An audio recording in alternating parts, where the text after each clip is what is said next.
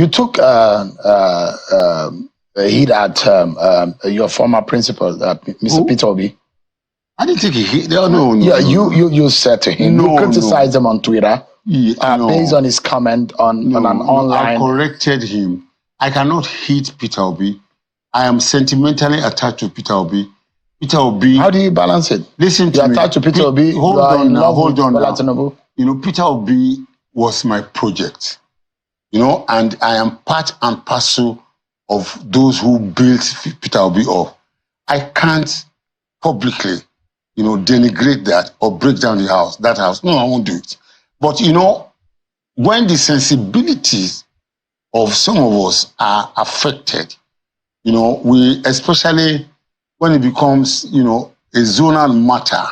I mean, when you take an entire Yoruba race, you know, you call them out.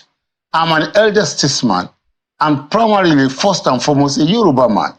What, you know, if I cannot speak the truth at my age, then there's no point to live. You know, what Peter Obi said was wrong. To say that a Milokon, you know, they should now ask people in Ogun State whether they are buying bread.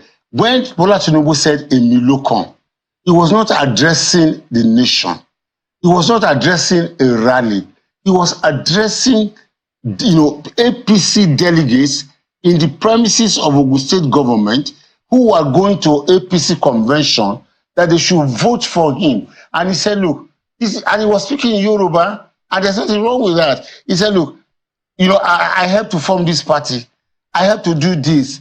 You know, Buhari contested election first, he lost. Second, he lost. Third, he lost. Then, you know, I came in and I helped him to become president. I also helped your son to become vice president. Even Biodun called him a lay. Whatever it is, he said, even this governor, I helped him. It is now my turn. What's wrong with that? He said it in Yoruba.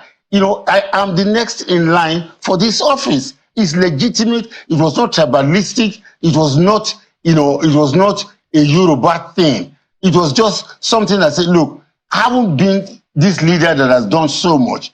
You know, I should be given a chance to give a shot at it. So, you know, when Obi makes that statement, it insults us. I was a Yoruba man. I'm not blind and I'm not crazy. I left everything and I followed Obi. Baba Obasanjo, for the first time in his political career, left his circle of influence, Babangida, Abdul Salam, you know, Tiwa Danjuma and co, you know, and he deviated for once and, you know, came to support Obi. Do you regret do you regret supporting Peter Obi? I don't, you know, because... Would you do it again? If, you know, they say that now there's a problem, I cannot do it again. You know why? Because the reason why I did it was that this, you know, what we agreed was that a southern president must emerge. All right? And, you know, but that's what I'm telling you. Baba Adebanjo called me and said, if a southern president must emerge, which zone must it come? Let's be honest and truthful. I said Southeast. He said, so let's support them. Now, if all these, you know, or Shitoku, all of us, if all these Yoruba, eminent Yoruba people supported you, why now bring us down publicly? It's wrong. That's what I did. I didn't take a jab. I just called, you know, and you know, listen to me, Sheon. From now on, we are no longer going to keep quiet for people who just think they can insult Bola Tinubu. Bola Tinubu in the Southwest is the apple of our eye.